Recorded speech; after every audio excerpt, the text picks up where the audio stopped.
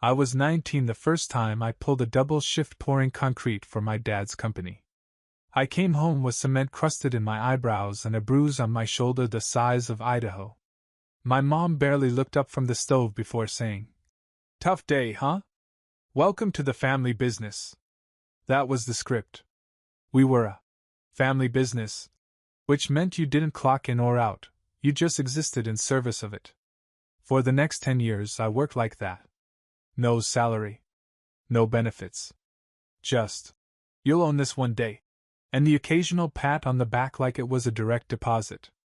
When friends went to college, I was learning to run crews, file permits, negotiate with pissed-off inspectors. When they partied on weekends, I was redoing drywall with one arm in a sling.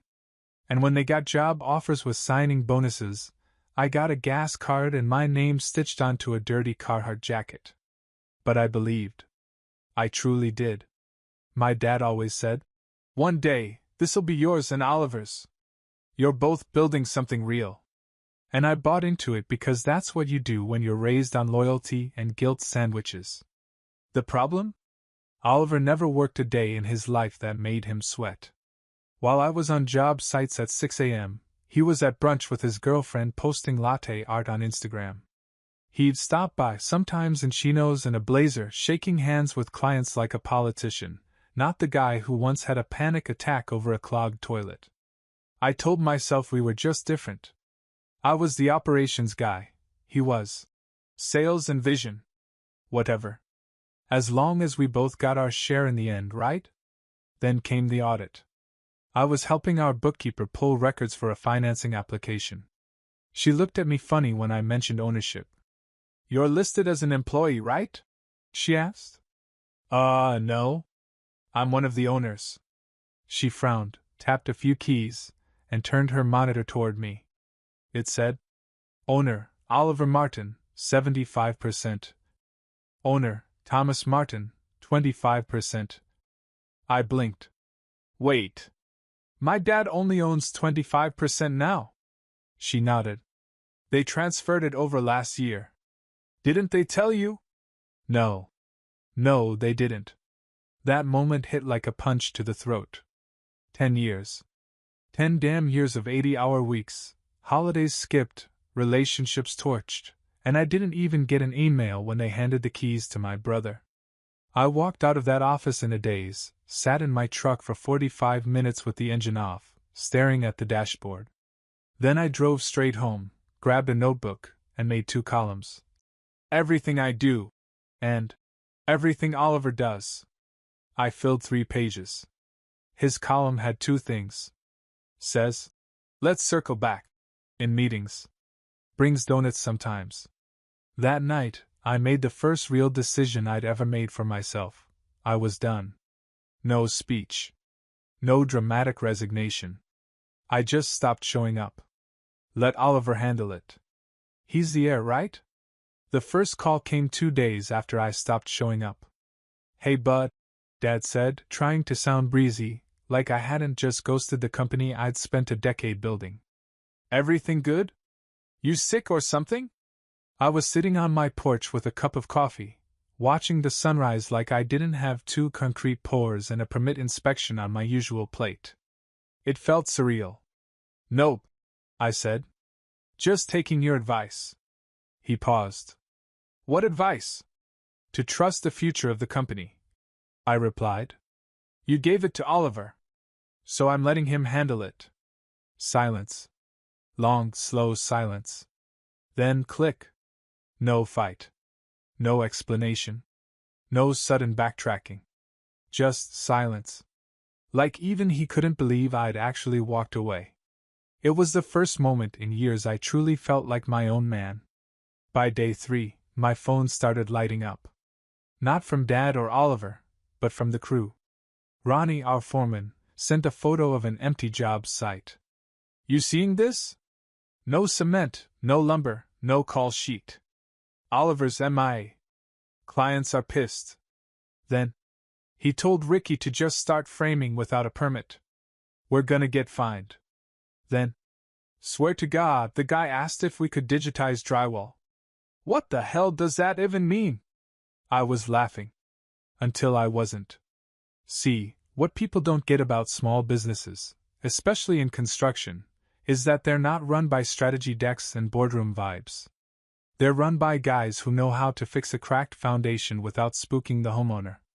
By women who balance 3 suppliers on speed dial, while wrangling permits in a city office that smells like burnt coffee and despair. And for 10 years, I'd been the one quietly making it all work. The crews didn't follow me because I had a title. They followed me because I had their backs. When a guy's kid needed emergency dental work, I covered it.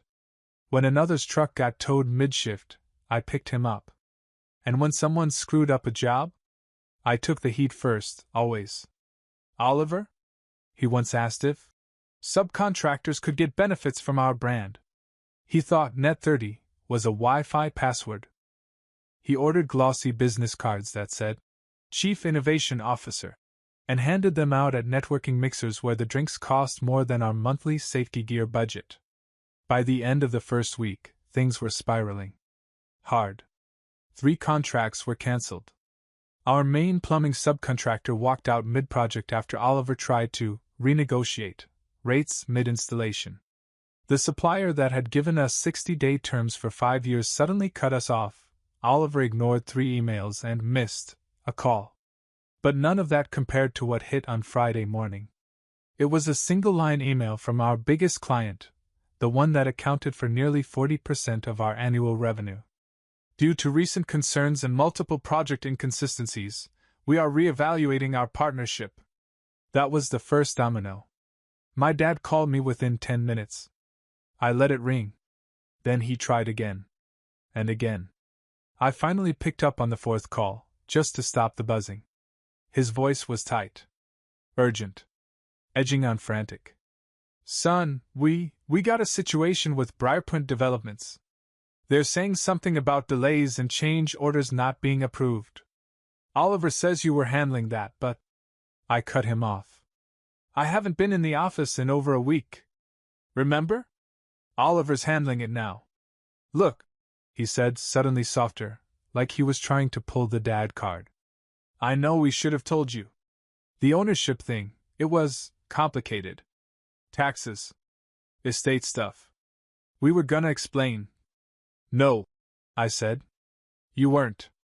You hoped I'd keep working like I didn't know. You just didn't expect me to stop. He didn't reply. 10 years, I said.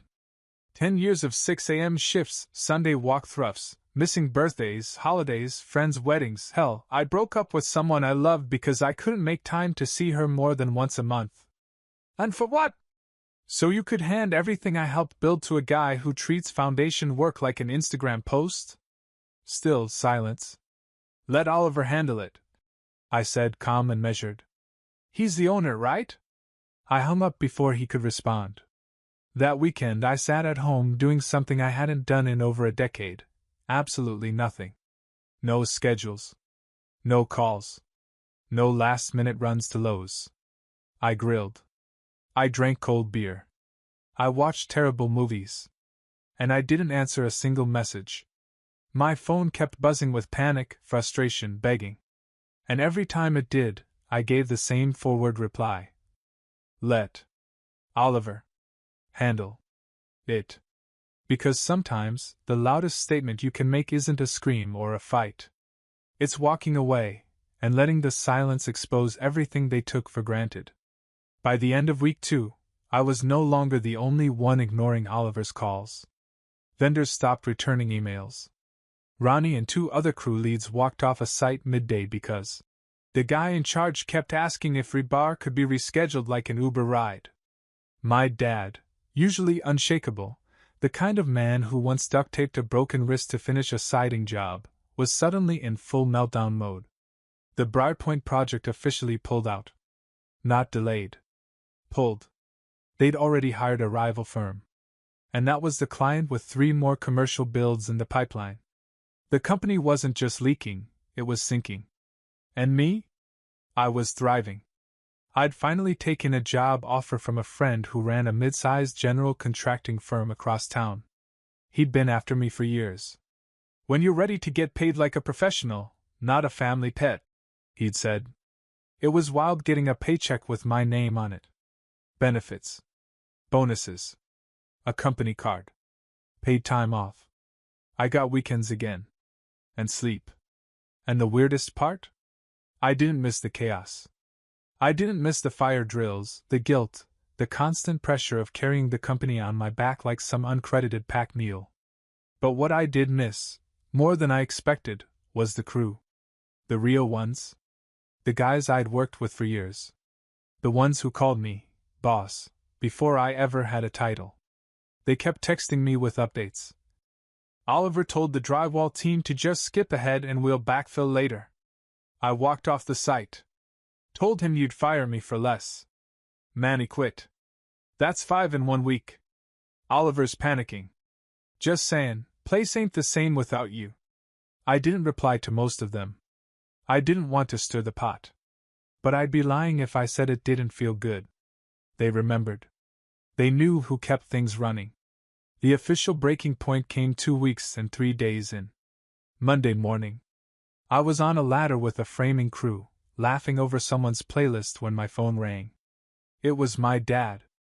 I let it go to voicemail. Then Oliver called. Straight to voicemail. Then Ronnie texted. You might want to check your email. Shit's going nuclear. I washed my hands and opened my phone. One new message. Subject. Urgent meeting request. It was from my dad's personal email. The one he only used for sensitive stuff. Loans, permits, taxes. The email was short. We'd like to talk. About everything. Thursday. 5 p.m. at the office. Please come. No guilt trip. No. We miss you. No. This is still your family. Just desperation wrapped in formality. I didn't reply. I showed it to my new boss, though. He raised an eyebrow. That the family business? Yeah. He looked at me for a second, then said, Want the afternoon off to go flex a little? I grinned. Actually, yeah? Yeah, I do. Thursday, 5 p.m. I pulled up to the office in my new company truck. It wasn't fancy, but it was mine. No busted AC. No weird oil smell. Just reliable, clean, and best of all, paid for. Walking into the building felt surreal. Like returning to a house you grew up in but realizing it's smaller now. The reception desk was empty. Lights flickered in the back hallway. The place looked hollow. I walked into the main conference room, and there they were. My dad, looking 5 years older than the last time I saw him. Oliver, pale and jittery, like someone who'd Googled how to be a boss, and was still on page 1. My mom was there too, unusual. She never got involved in company stuff. But she gave me a small smile, almost apologetic. I didn't sit down. Just leaned against the wall, arms crossed. Dad cleared his throat. We messed up, son. No defense. No spin. Oliver looked like he'd rather swallow glass than admit it, but he nodded too. You were the backbone of this company, Dad continued. You built it. And we took you for granted. I said nothing. Let the silence do the heavy lifting. We need your help, he said. The business is bleeding. We're hemorrhaging clients. And the crew's all but gone. We want to make this right. I tilted my head. You gave my brother 75% of the company. What's left for me? A thank you card? Mom spoke next softly. We want to offer you a partnership. Real one. Equal. I raised an eyebrow. Define equal. Dad swallowed hard. 35%. Operational control. Title. Salary. Equity bonuses. We'll draft the paperwork. Oliver keeps 40%. Mom added quickly. But you'll be the one running it. I laughed. Not out of joy, out of disbelief. Let me get this straight, I said. You want me to come back and save the company you secretly gave to someone else, and I get 35% of the mess I used to clean for free? Oliver spoke up finally, his voice tight. You can be mad, okay? But I didn't ask for 75%. Dad just did it. I never wanted all that. Yet you kept it. He looked away. I exhaled. I'll think about it. But let's be clear, if I come back, it's not as your kid. It's not out of loyalty. It's not because I owe you anything. It'll be on my terms. I will write the contract. I will set the conditions. And if either of you ever call me ungrateful again, I'll walk, and I won't look back this time. Dad nodded slowly. There. Oliver didn't speak. I walked out of that room with one feeling I hadn't had in 10 years. Power. Because I wasn't begging to be included anymore. They were begging for me. They thought I'd jump at the offer. That I'd be flattered by the promotion. Eager to crawl back and rescue the company like some loyal, broke golden retriever who just needed a pat on the head and a company truck. But I didn't respond right away. In fact, I made them wait 4 days. And on that 4th day, I sent them a PDF titled Martin Family Construction, Partnership Terms Proposal, Revised. It was 12 pages long. With footnotes. The first line? Effective immediately, I no longer work for free. Not in name, not in effort, and definitely not in expectation. I outlined everything. I mean everything. 35% equity stake, formalized through a legal filing, not a promise. Full operational control, no vetoes from Oliver unless it involved finances over $100,000. A 6-figure salary matching current industry rates for COOs. Performance bonuses tied to recovery benchmarks. An exit clause that guaranteed me a buyout if they ever tried to pull the rug again. And the final paragraph? You don't need me because I'm family. You need me because I'm the only one who knows how to keep this company from becoming a bullet point on a bankruptcy hearing. I sent it and went back to work, my actual job, expecting pushback. Instead, an hour later, I got a text from my mom. We've read it. We agree. Let's move forward. That was the moment I knew the power dynamic had finally shifted. Rebuilding the company wasn't fast. Or easy. I came back like a ghost in my own home. Half the crew didn't know what to say. Some hugged me. Some looked embarrassed. One guy literally said, "Man, we were lost without you." Oliver gave us a 5-point speech about morale, then couldn't name our job site. Classic. But I didn't come back to scold. I came back to rebuild. The first week, I cleaned house, restructured crew assignments, reopened communication with suppliers, got the permit backlog cleared, and met with the Briarpoint project lead face to face. She wasn't impressed at first. "You expect us to trust you again?" she asked, arms crossed in a conference room that still smelled like panic. "No," I said. "I expect you to trust me again. The guy who ran your last 4 builds on time and under budget. The guy who never lost your keys or stalled your schedule. The guy who was cut out of a company he carried, and came back anyway, because I care more about doing it right than being right." She looked at me for a long second, then said, "You've got 3 weeks. Impress me." That was all I needed. Meanwhile, Oliver. Look, to his credit, he took the back seat. It wasn't graceful. He showed up late to meetings, rolled his eyes at every policy I reimplemented, and one time suggested a client appreciation brunch. "Are we catering it with resentment and job delays?" I asked. Still, he backed off. He didn't exactly become humble overnight, but he started listening. A little. Asking questions. Less lattes, more site visits. And slowly, the company started moving again. Not just surviving, improving. I rehired a few key players. Trained new team leads. Got our billing system digitized. We finally had a real operations process instead of a whiteboard with "Don't screw up" scribbled at the top. 2 months in, we secured a contract we'd lost the year before. 3 months in, we were cash flow positive again. 4 months in, Oliver did something I never expected. He asked to ride with me to a site. Not to supervise. To learn. "I don't get it," he said, sitting in my truck, fiddling with a hard hat. "How do you keep everyone from quitting on you?" I shrugged. Simple. I talk to them like people. Not interns at your juice startup. He laughed. Okay, fair. I deserve that. We rolled up to a framing job, and for the first time in his life, I watched my brother swing a hammer. It wasn't pretty. But he stayed the whole day. Got blisters. Got sawdust in his mouth. Didn't complain once. That night he texted me. I get it now. I still don't know half of what you do. But I get why they follow you. It wasn't an apology.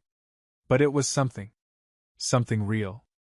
At the next board meeting, yes, we finally had actual board meetings, I brought donuts. Old habit. As I passed one to Oliver, he said, "You know, maybe we make a decent team." I raised an eyebrow. Don't push it. But yeah, maybe we did. 1 year later, the company was unrecognizable, and I mean that in the best way. We had real processes. A digital system that tracked crew hours, deliveries, permits, punch lists. We were booked out for months, with 2 commercial bids in the final stages. Crew turnover had dropped. Morale was up. I even got a thank you card from one of our subs. No joke. People stopped calling it Dad's company. They started calling it ours. But nothing gold stays shiny, not when you mix success with old sibling dynamics. It started small. Subtle. Oliver wanted to rename our departments. Project Execution Division, instead of Crews. Strategic Partnerships, instead of Subcontractors. Dude, I said, they lay concrete. They don't need a buzzword umbrella. He backed off. Kind of. But I could feel it building. The itch. The need to be more than the guy who showed up late to the rebuild. Oliver had taste, but he also had ambition. An ambition with no filter? That's dangerous. Then came the Seattle proposal. We'd been contacted by a developer expanding into the Pacific Northwest. For mixed-use builds. A multi-million-dollar deal that could double our revenue in a year. But it was a stretch. New permits, new unions, new climate codes. It would require relocating staff, hiring new leads, and stretching our resources thin across 2 states. I told Oliver we'd discuss it, together, after more analysis. So imagine my surprise when I showed up Monday and saw an announcement draft in the shared drive. Martin & Martin Construction expands west with first Seattle contract. COO Thomas Martin to oversee. I stared at the screen, jaw clenched. No meeting. No discussion. Just a public statement, scheduled to send. I stormed into his office. He looked up like I'd just asked for lunch orders. "What's the problem?" he said. "The problem," I snapped, "is you made a multi-million-dollar decision without me, and volunteered me to run it." He waved a hand. "You'd be great at it." "That's not the point, Oliver. I'm not your employee. We're partners. You don't get to assign me anything." He rolled his eyes. "It's business, Tom. Grow thicker skin." That was it. No apology. No accountability. Just the entitled shrug of someone who still believed he was supposed to be in charge. I walked out. Not stormed. Walked. And I didn't show up the next day. Or the next. No calls. No texts. Just silence, again. By the 4th day, my phone rang. Not Dad. Not Oliver. Ronnie. He's pacing like a psycho. No one knows what's going on. He canceled 2 meetings. People are whispering that you're gone again. I sighed. I'm not gone. Just reminding them what it feels like when I'm not there. Because apparently, some people needed the lesson twice. On day 5, Oliver showed up at my apartment. In a hoodie. No blazer. No smug face. He looked nervous. "Can I come in?" I crossed my arms. "Depends. You here to explain or apologize?" He hesitated. Then said, "Both." He stepped inside, sat on the edge of the couch like a kid waiting to get grounded. "I messed up," he said. "I was excited. I wanted to prove I could make a big move. That I wasn't just riding your coattails. I stayed silent. I forgot that you don't owe me anything. That you came back on your terms, and I just stomped over them. That was more honest than I expected. Seattle's on hold, he added. Until we both say yes. Or no. That mattered. And for the first time, I saw something behind his eyes I hadn't seen in years: respect. We didn't hug. We didn't toast whiskey over a fireplace like in some reconciliation movie. We just nodded.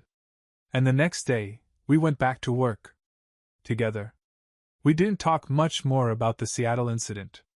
We just moved on. At least that's what I thought. Until a week later, when we got a visit from Jacob Brandt, an investor Oliver had met at some networking thing.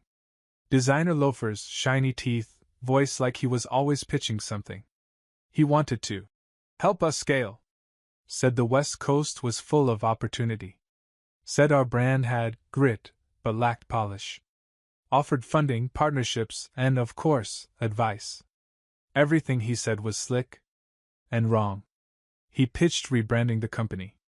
Martin and Martin wasn't modern enough. What about something like Strux? Or Brixton? One-word brands are hot right now. I was mid-coffee when he said that. Nearly spit it out. Then he said, of course, I'd need to see some operational adjustments. Right now it seems like a lot is riding on one person. That's risky. I knew exactly who he meant. Oliver didn't say anything in the moment. Just nodded politely and thanked him for his time. But 2 days later, we got an email from Jacob with a proposed term sheet. It offered $1.5 million in funding for a controlling share. He wanted 51%. And the email specifically mentioned restructuring operations to increase flexibility in leadership. Translation? Kick me out. I was in the middle of writing the coldest, most surgical rejection reply of my life when Oliver knocked on my door. A rare thing, he usually called first. I opened it, and before I could say anything, he handed me a printed copy of the email, with one word written across it in red sharpet. No. That was it. No speech. No explanation. Just N-O. I stared at it. You told him off? Oliver looked me in the eye. I let them push you out once. I'm not doing it again. He's out. Deal's dead. For a second, I just stood there, processing. Then I asked, why the paper copy? He shrugged. Felt more satisfying. He was right. Seattle came back on the table, but this time, we took our time. Built it slow. Together. I flew out, scouted local contractors, met with union reps, walked job sites with boots on. Oliver worked the clients, negotiated contracts, put his marketing brain to good use. It worked. Within 6 months, we had our first successful West Coast project underway, on time, under budget, no drama. The company was bigger now, more layered. We had departments. Real org charts. Health insurance. Payroll that didn't involve last-minute checks signed on dashboards. And we still fought sometimes. But something had changed. For the first time, we didn't fight for control. We fought for the company, together. One afternoon, as we locked up after a walk through, Oliver looked at me and said, you know, I always thought I'd be the one out front. Running things. Being the face. But I see now, you're the reason we have a business at all. I blinked. Did you just admit I'm better than you? He smirked. Don't get used to it. I didn't need him to say it again. Once was enough. It was a quiet Friday when Dad stopped by the office. He doesn't come around much anymore, mostly keeps to the books, occasional handshakes with legacy clients, and the company barbecue where he stands in the corner like he's allergic to small talk. But this time, he walked straight into my office, closed the door behind him, and sat down without saying a word. I looked up from a vendor quote. You all right? He nodded, slow. Eyes tired. Like he'd rehearsed this visit for weeks. Then he reached into a folder and pulled out a document, a revised shareholder agreement. I scanned the first line and stopped cold. Thomas Martin, 50% ownership. Oliver Martin, 50% ownership. Thomas Martin, CEO. No more 35%. No more dad holding quiet sway behind the scenes. No more pretending. Just equal shares. Full titles. Real control. I looked up. I should have done that years ago, Dad said. You earned this before Oliver ever printed a damn business card. It hit me harder than I expected. Not because I needed the title, but because, for once, he wasn't dodging. Wasn't sugarcoating. Wasn't muttering some half-hearted apology while justifying everything he did. He was owning it. I didn't know how to handle having two sons who were so different, he continued. One who talked a big game, and one who just showed up and did the work. I should have known which one builds the house. I didn't speak for a moment. Just sat there with the weight of it all. 10 years of silence, disappointment, brushed off effort. Finally I said, You didn't trust me then. Why now? His answer was simple. Because when everything fell apart, you didn't say, I told you so. You said, let Oliver handle it. And then you walked away. And when we came crawling? You didn't destroy us. You rebuilt us. That landed. He stood, gave me the folder, and paused at the door. For what it's worth, he said, you're the best thing that ever happened to this business. Even if it took me way too long to see it. He left before I could reply. Typical. Now we run a company with over 70 employees, 2 offices, and a waitlist for commercial builds 6 months out. Oliver handles what he's good at, clients, branding, vision. I run the field, the crews, the timelines.